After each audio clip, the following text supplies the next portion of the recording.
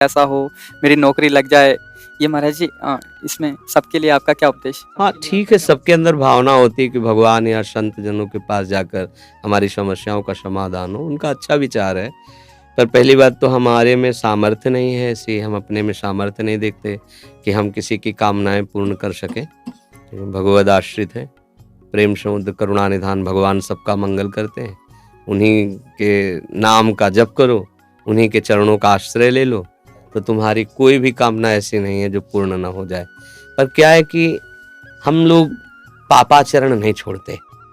जैसे लोग कहते हैं ना कि भाई हमने देखा नाम जप करके 10-5 दिन या कुछ है, हमारी कामना पूर्ण नहीं हुई। नाम जप तो आप थोड़ा करें, इसके बाद जो पापाचरण कर रहे हैं, जो गलत किसी भी कामना की पूर्ति के लिए अगर राक्षसों ने भी अनुष्ठान किया तो आप पढ़ के देख लो। सब असत आचरणों का त्याग करके ऋषि मुनियों की तरह उन्होंने साधना की, मंत्र सिद्ध किया, फिर वो राक्षसी में उतर गए, पर साधना की है उन्होंने। अब किसी भी कामना की पूर्ति के लिए सेव संतरा दान करने से थोड़ी कामना की पूर्ति हो जाएगी। कि आप सोचो 10-5 हजार, लाखों में बेईमानी कर रहे हैं, 10-5 हजार बाबा जी को दे दे, सेव संतरा दे दे, वो हमारी कामना की पूर्ति कर दे, मेरी समझ के बाहर। इसलिए हम इन प्रश्नों के लिए कहते, क्या सबके प्रश्नों का समाधान है निश्चित, यदि आप सही आचरण अपने कर लो। क्योंकि तुम्हारे दुख का कारण तुम्हारे बुरे आचरण है पुराने, और अभी तुम नए बुरे आचरण कर रहे हो, तो अब थोड़ा भी सुकृत करोगे तो बुरे आचरण फन काट करके खड़े हो जाएंगे तुम्हारे नाश के लिए।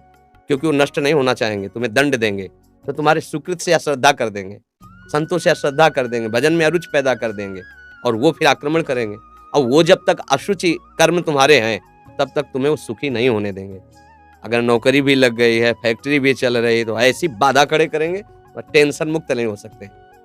तब लगी कुशल न जीव को सपने मन विश्राम, जब लगी भजत न राम को शोक धाम तज काम।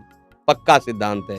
आप सब अपने आचरण सुधार लो, खान पान सुधार लो, और अगर थोड़ा भी रामकृष्ण हरि जपोगे तो तुम्हारा मंगल हो जाएगा। कौन ऐसा काम है जो भगवान की कृपा से ना हो जाए?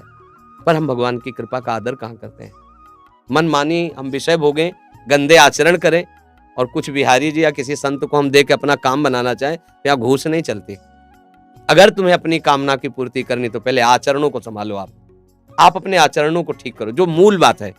ऊपर पेंट पोतने से कुछ नहीं होगा, नीचे नींव मजबूत नहीं, पूरा ढह जाएगा। अभी वर्तमान की कोई भी सेवा, कोई भी दान पुण्य आपका एक कर्म हुआ ना, तो आपके हजारों ऐसे कर्म जो आपका नाश करने के लिए तैयार है। अब अगर आपको कोई बचा सकता है तो जो उनको माफ कर सकता है वही बचा सकता है, वो केवल भगवान श्री हरि है। इसीलिए संतों की बात जल्दी समझ में नहीं आती। आप ये करो, ये दान करो, ये पुण्य करो, तुम्हारा काम हो जाएगा, तुम कर दो, नहीं होगा, करके देख लो। क्यों?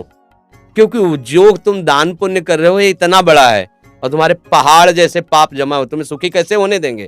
तब तुम्हें अश्रद्धा हो जाएगी कि तो इसलिए मूल बात है, कोई भी ऐसी बात नहीं जो हमारे भगवान पूर्ण ना कर सके। पर आपको नियम से चलना होगा। आप शराब पियो, मुर्गा बकरा खाओ, व्यभिचार करो माई बहन से, चोरी करो, हिंसा करो, और आप सोचो उससे कुछ हम धन दान करके या कोई हमारी कोई कामना की पूर्ति करने में समर्थ नहीं भगवान के सिवा।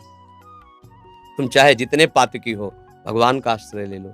जिनका चरण धुवन गंगा जी हैं, जिनके चरणों का चिंतन कर कर बड़े बड़े महात्मा हो गए, उन्हीं से तुम्हारा मंगल होगा, और कहीं मंगल हो जाए ऐसी हमारी भावना नहीं है। क्योंकि संत भगवान के ही यश का गान करते हैं, उन्हीं के नाम के प्रभाव से किसी में कुछ भी जो दिव्यता आती है वो उन्हीं से आती है। तो अगर आपको संतों के पास जाने का लाभ लेना है तो श्री हरि की शरण में हो जाओ, अंदर से बुरे आचरण बंद कर दो और नाम जप करो, जो चाहोगे प्राप्त हो जाएगा।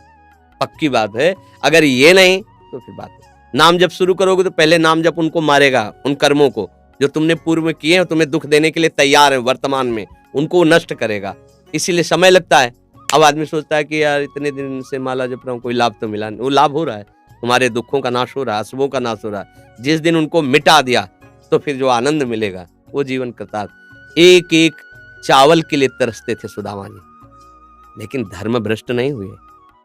घर में आते पत्नी कहती हम तुम तो भूखे रह सकते हैं, छोटे छोटे बच्चे, बोले हमारा धर्म है, हम अपने धर्म का पालन करते, 5 घरों में घूम आते, नहीं मिलता क्या करें। जैसे हरि रखे वैसे तुलसी दल और चरणामृत से, तो जैसी द्वारिकापुरी थी वैसे ठाकुर ने खड़ी कर दी सुदामापुरी। थोड़ा इंतजार करें, धर्म से चले।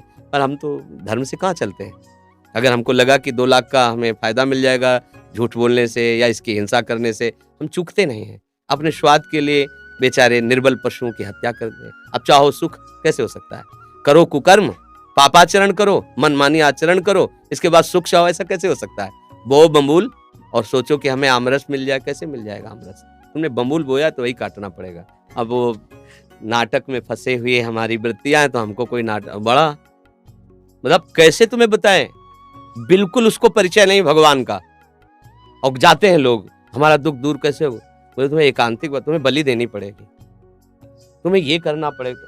अरे यार कैसे कैसे पागल बना रहे हो? किसी की हत्या करके, किसी की हिंसा करके, किसी से व्यभिचार करके किसी का मंगल होने वाला है?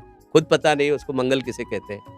एकमात्र अगर मंगल है तो भगवान के भजन में, किसी का आशीर्वाद तुम्हें नहीं बचा सकता। हमारी बात पक्की मान लो, तुम्हारा आचरण ही तुम्हें बचाएगा। बार बार हम तुम्हें कह रहे हैं, अगर तुम गलत करते हो तो तुम्हें कोई नहीं बचा सकता, अगर तुम सही से चलते हो तो तुम्हें कोई नहीं मिटा सकता, कोई गिरा नहीं सकता, क्योंकि भगवान वहीं देख रहे हैं जहां आप हो। आजकल हमारे लोगों की क्या बुद्धि है, हम तो खूब भोग भोगे मन मानी, और ये साधु महात्मा जो भजन करते हैं ना, इनको कुछ दे देंगे बेचारे, वो भजन करके हमारा सब कुछ सुधारते रहेंगे। ऐसा कभी हुआ है? कभी हो सकता है? नहीं हो सकता। अगर ऐसा कहीं है, वो नहीं है, जो होना चाहिए वो नहीं है। एक ही बात है, आप अपने को सुधार लीजिए, आप अपने आचरण पवित्र कीजिए और नाम जप कीजिए, सब ठीक हो जाएगा। समय लगेगा, पर जब दीपक की तरह जलोगे, कुल परंपरा तक चलते रहोगे और एकदम हाइलोजन की तरफ फ्यूज हो जाओगे। अधर्म क्या करता है? हाइलोजन की तरह, अरे फटाफट गाड़ी आई, फटाफट रुपया पैसा सब, और फिर क्या हुआ? पूरा परिवार गाड़ी चटनी बन गया। अरे बोले हो गया, यह अधर्म है। ऐसे ऊपर ले जाएगा तो आपको लगेगा बहुत ऊंचाई पे नहीं, ऊपर से छत से फेंके जाओगे तो ऊंचाई से।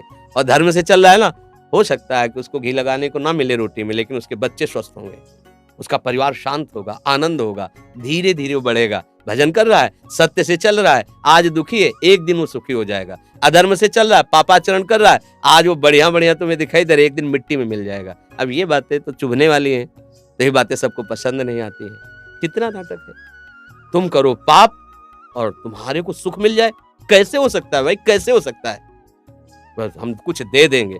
अगर साधु तुमसे लेने के लिए चाह कर रहा है तो तुमसे ज्यादा गिरा हुआ तो वही बात है ना, तुम उसके दाता हुए, वो तुम्हारा भिखारी हुआ। केवल आचार्यों ने रोटी मांगने का आदेश किया, विरक्त भाव से रोटी मांगकर पेट भर सकते हैं। ऐसे प्रभु की प्रेरणा से वो यही वही रखेगा जिसकी प्रभु प्रेरणा कर रहे हैं, अन्यथा या नहीं। वही ताकत नहीं कि तुम निकाल के रख सको। प्रभु अगर रख दिया है और प्रभु की प्रेरणा नहीं हुई है तो शाम तक उसको नष्ट कर दिया जाएगा, शाम तक उसे बिल्कुल नष्ट कर दिया जाएगा। कई बार हमने देखा प्रभु की लीला, ऐसा ऐसा ऐसा विधा फेंको, तो तुरंत फेंको, यमुना जी में जाकर तुरंत फेंको, हटाओ इसको, तुरंत यहाँ से हटाओ। भगवान के आश्रित होने पर ही काम बनेगा, पापाचरण करके ठगा नहीं जा सकता संत महात्माओं को, जो भगवत मार्ग के पथिक है। और अगर उनको ये है कि आपसे कुछ लेके, तो उनके पास है ही नहीं, कुछ क्या देंगे आपको।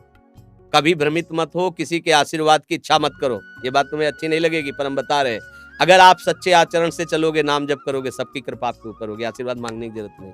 जहाँ पर कृपा राम की हुई, तहाँ पर कृपा करे सब कोई।